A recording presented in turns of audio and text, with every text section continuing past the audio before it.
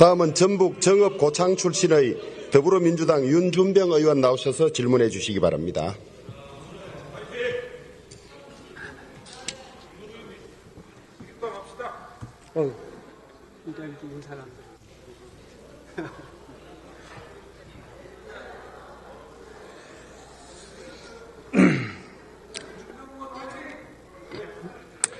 네, 존경하는 국민 여러분, 또 선배 동료 의원 여러분,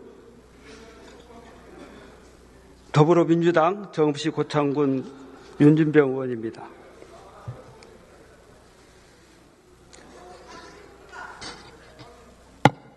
우리 법무부 차관님 앞으로 나와주세요.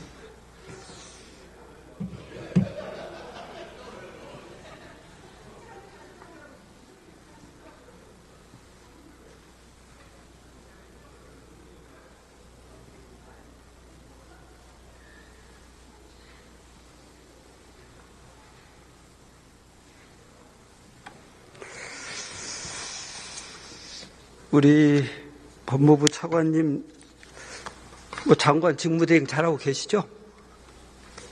최선을 다하려고 노력하고 있습니다. 검찰 통할 잘 되고 있습니까?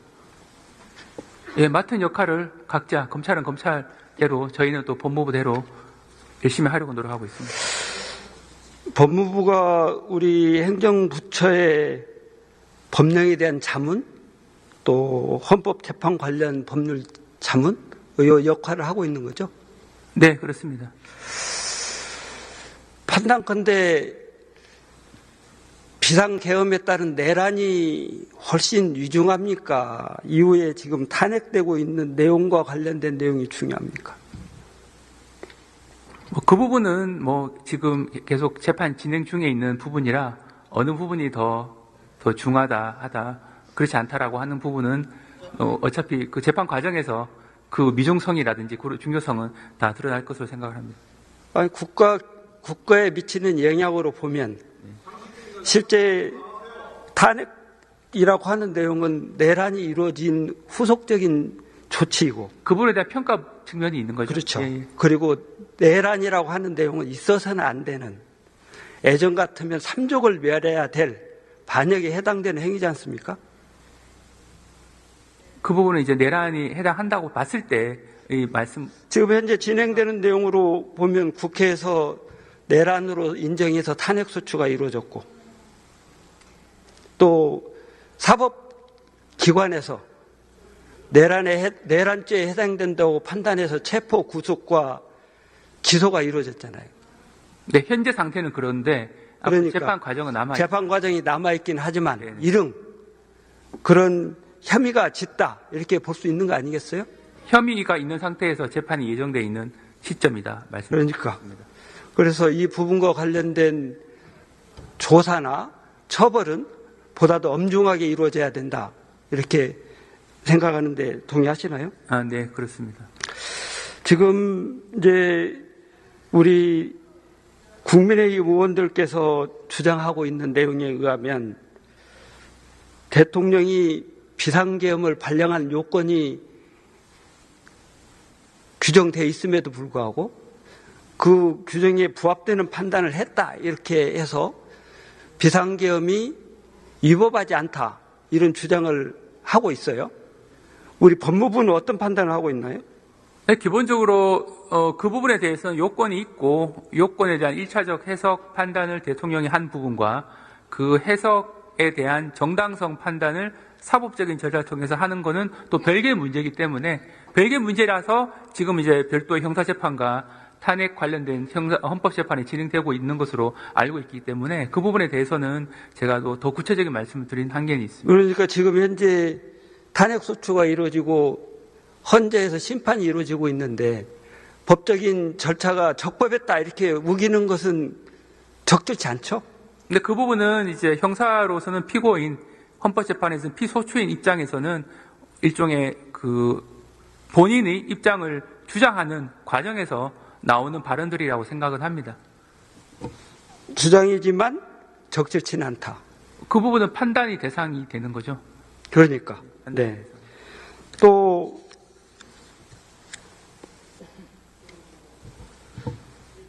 우리 그 내란죄에 해당되는 내용하고 또 내란 행위와 관련된 판단하고 그 내용은 다를 수 있죠.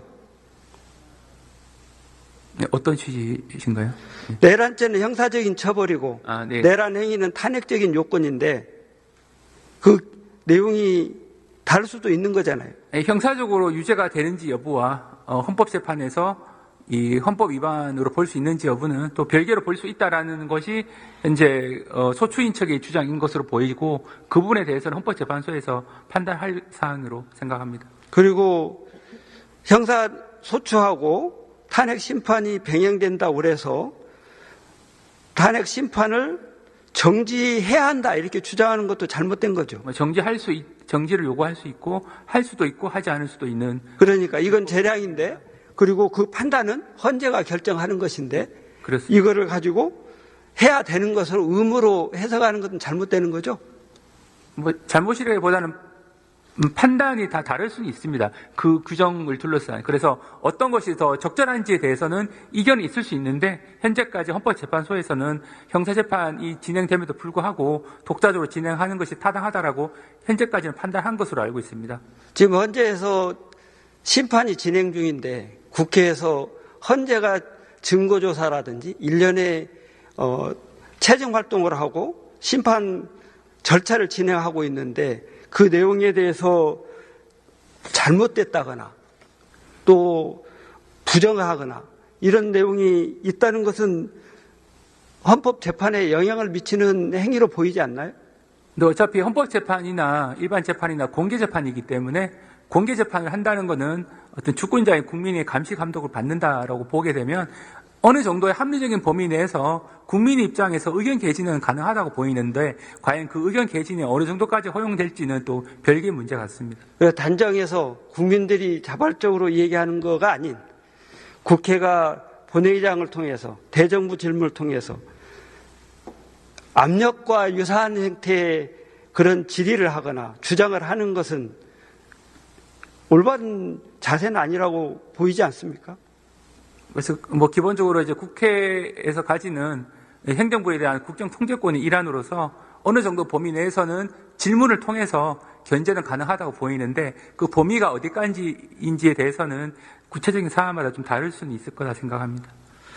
우리 국회 탄핵소추가 실제 헌재에서 기각되면 피소추자의 직무 정지 기간 동안 지금 권한대행들이 수행하고 있는 효력 유지됩니까?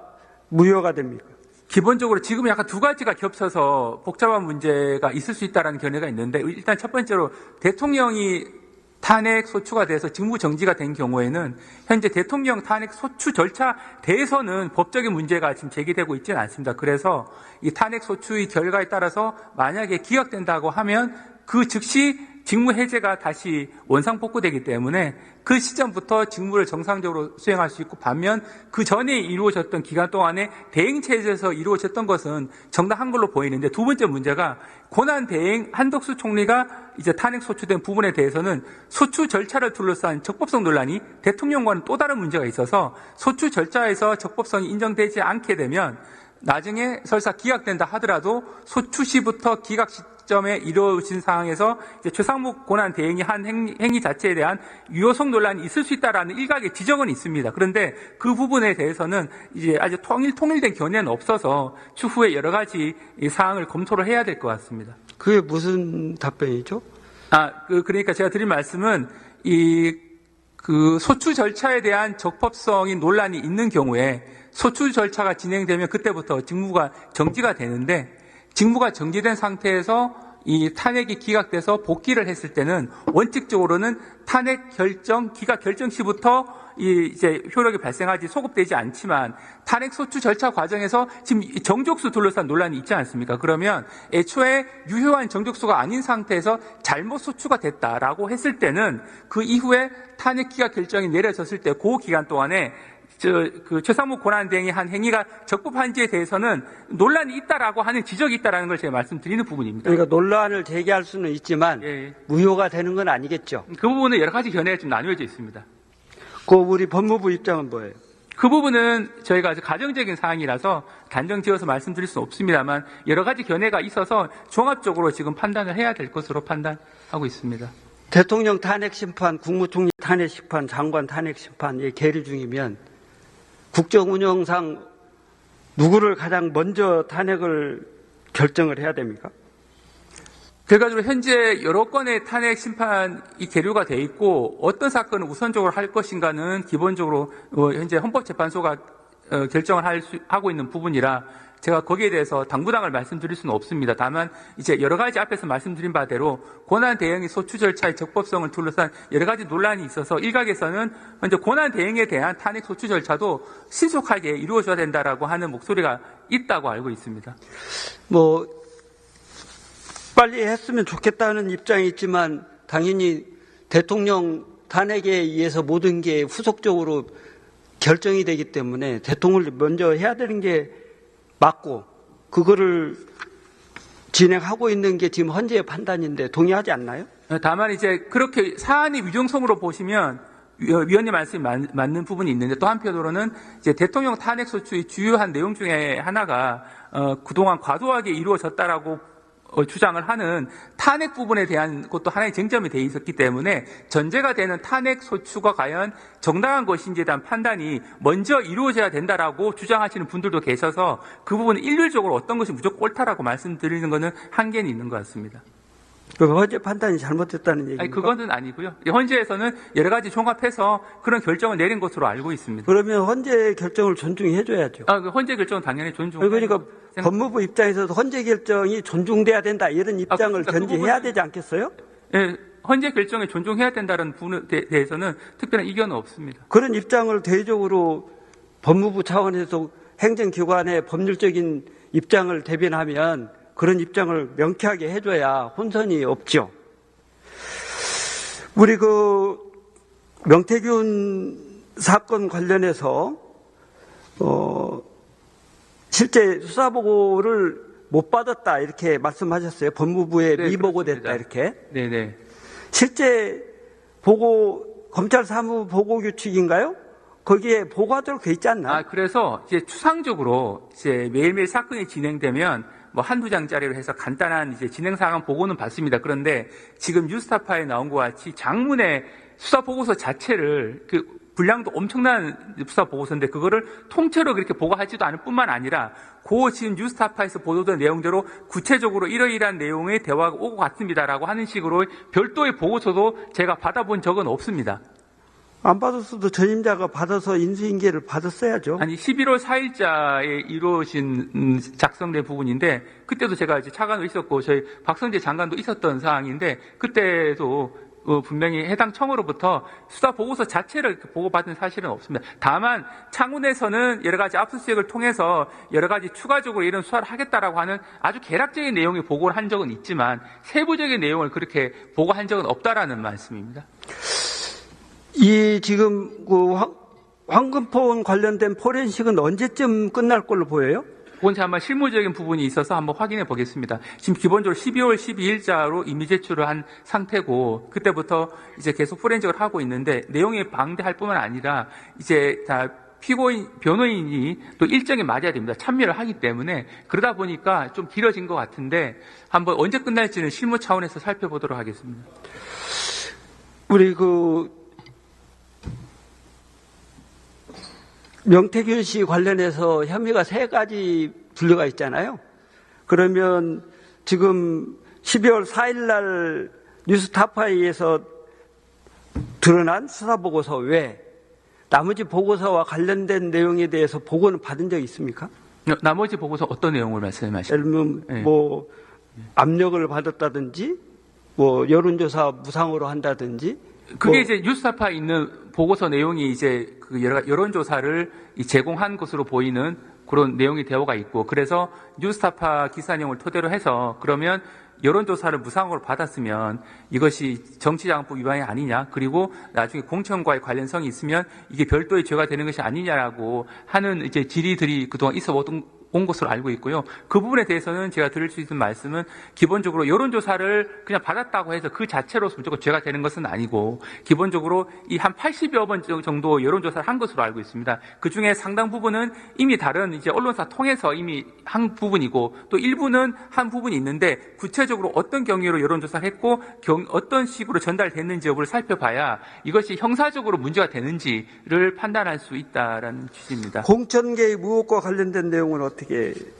그래서 이 공천 개입이 지금 이제 뉴스타파 보도 내용과 같이 어떻게 보면 이제 여론조사를 제공한 부분과 인과관계가 있다면 이 부분은 또 별도의 또 죄가 되는 것이 아닌가. 또 이제 공천 개입 자체만으로도 죄가 되는 것이 아니냐라는 의혹이 지금 제기가 되고 있는데 그 상당수 내용들은 이미 고발돼 있기 때문에 고발된 건 알겠는데 네네네. 실제 네. 법무부 차관이 네네. 이 내용과 관련해서 뭐 한 장짜리든 두 장짜리든 여기 보면 여론 조작과 관련된 내용, 공천 개입 의혹, 정치자금법 위반 네네네. 뭐 한 3가지 유형이 나뉘어 있는데 개별적인 내용과 관련해서 보고를 받은 적 있냐고요?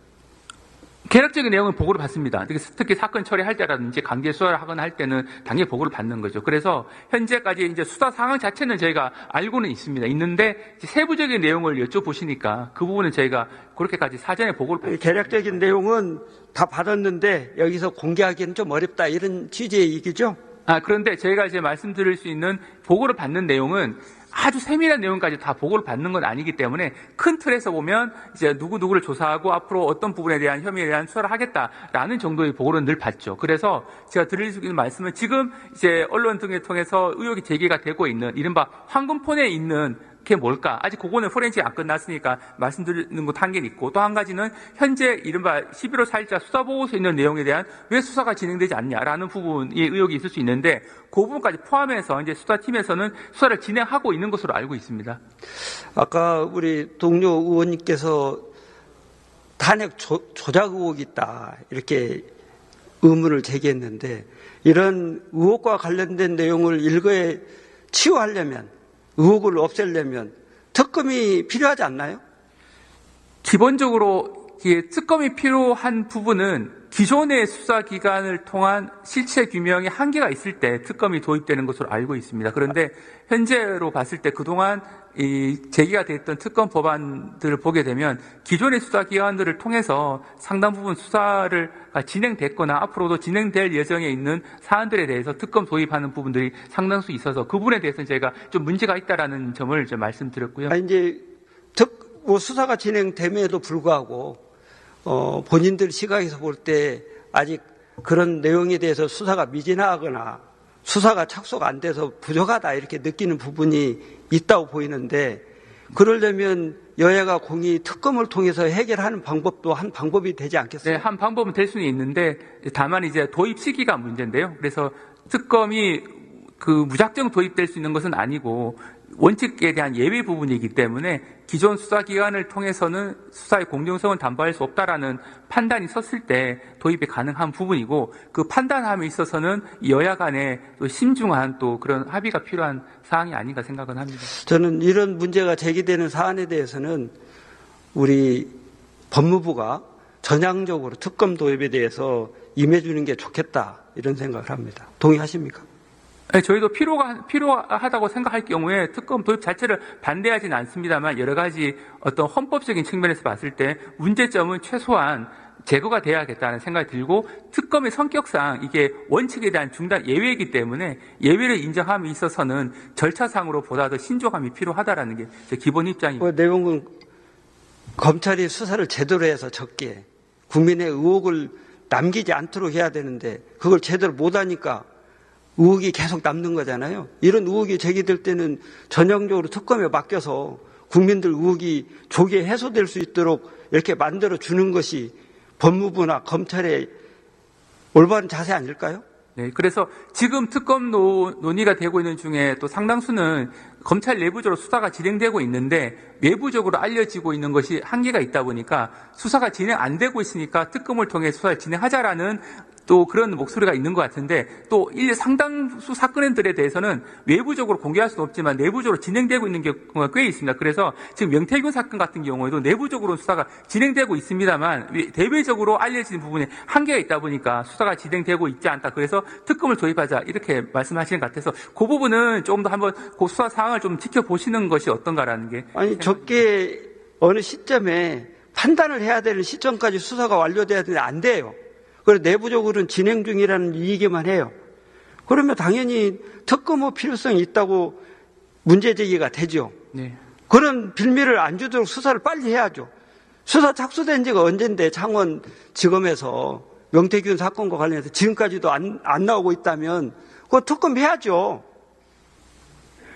네, 수사가 미진한 경우에 있어서는 특검 도입은 충분히 논의가 될 수 있는 부분에 생각하는데 전향적으로 검토를 좀 해주시면 좋을 것 같습니다. 진행되고 있다는 말씀을. 네네. 네, 들어가셔도 좋겠습니다.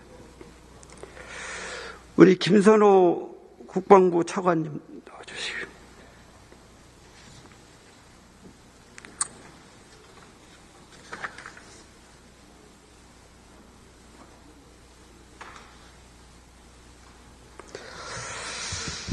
예, 장관 직무대행입니다. 빈틈없이 국가 안보는 챙겨지고 있습니까? 예, 지금 현재 대비태세 만전을 기하고 있고 또 나름대로 지휘 체계를 확립해서 여러 가지 정상적인 부대 운영을 하고 있습니다. 저는 우리 김선호 국방부 장관 직무대행 비교적 직무 수행을 잘하고 있다 이렇게 개인적으로 평가하고 있습니다. 특히 내란 추동 세력에 휘둘리지 않고 비상시기지만 엄정하게 잘 해주신 점에 대해서 저는 높이 평가합니다. 그러나 유감스럽게도 군 수뇌부가 불법 비상계엄 내란에 가담을 했습니다. 문제가 있다고 인식하고 계시는 거죠? 예, 거기에 대해서는 저희들이 문제의식을 갖고 있고 또 관련된 것이 수사, 재판 또 과정 속에서 정확히 판단이 될 거라고 보고 있습니다. 이런 내용이 반복되지 않도록 하기 위한 대책으로는 어떤 걸 지금 구상하고 계십니까? 예, 지금 한 가지의 대책을 여기서 말씀드리기는 어렵고요. 저희가 과정에서 나타난 여러 가지 또 우리들 보완할 점들을 식별을 하고 있고 그것을 저희가 점진적으로 또 필요한 것들은 계획을 수립해서 추진할 계획을 갖고 있습니다.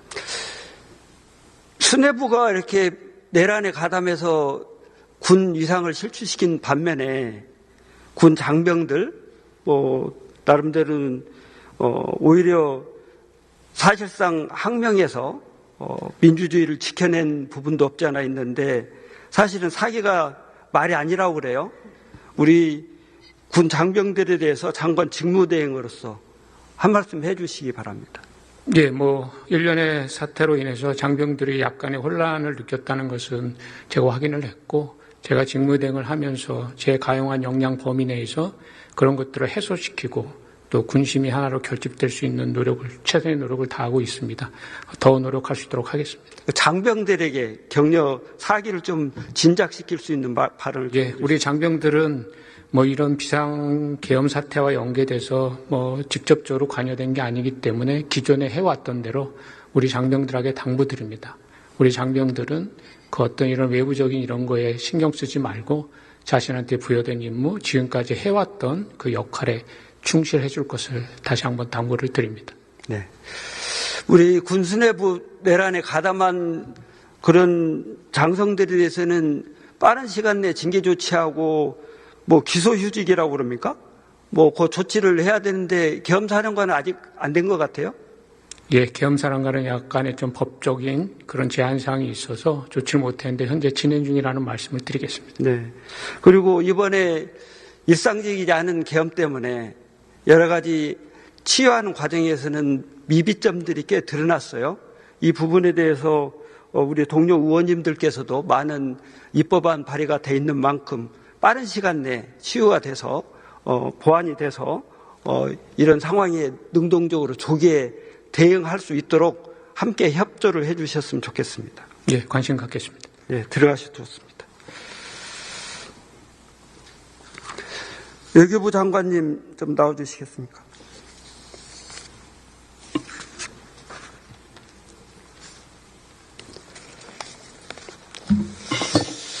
지금 미국 트럼프 2기가 출범했습니다. 트럼프 2기 외교 통상 정책의 특징, 또 우리가 외교 대응 기조, 이거 국민들이 좀 궁금해하고 불안해하시는데 좀 설명 좀 해주시겠습니까?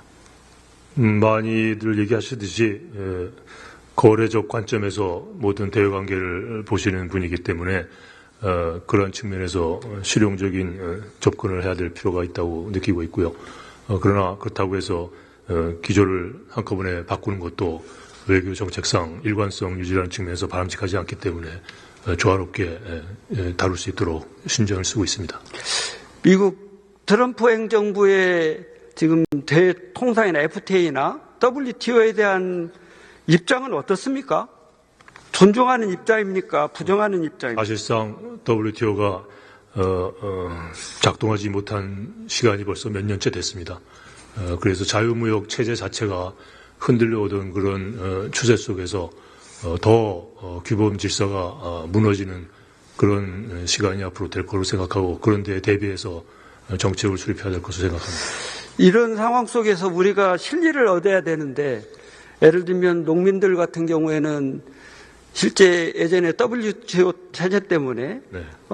실제 우리가 5%의 관세를 매겨서 수입하는 게 40만 8,700톤 있습니다. 네. 이 부분들이 우리 농민들의 발목을 잡고 있는데 이런 과정 속에서 그런 부분들을 해소할 수 있는 기회가 될 수 없나요? 그런 내용은 검토된 바 있습니다. 한미 간 FTA는 그동안에 잘 작동해 왔고 그 혜택을 여러 분야에서 누리고 있었는데 그 FTA 협정조차 전반적으로 재검토하겠다는 것이 트럼프 신임 정부의 정책이기 때문에 아직 구체적인 내용은 밝혀지지 않았습니다만 큰 변화는 없으리라고 좀 기대를 합니다만 그 가능성에 또 대비해야 된다고 생각합니다. 만약 검토가 되게 된다면 네. 그런 내용 포함해서 네. 우리 그동안 다른 산업 때문에 양보했던 동안 이런 부분에 대한 배려가 실제 FTA나 WTO 정상화 과정에서 우리가 검토될 수 있다면 네. 검토할 수 있도록 좀 적극적으로 그렇게 돼야 될 것으로 생각합니다. 예.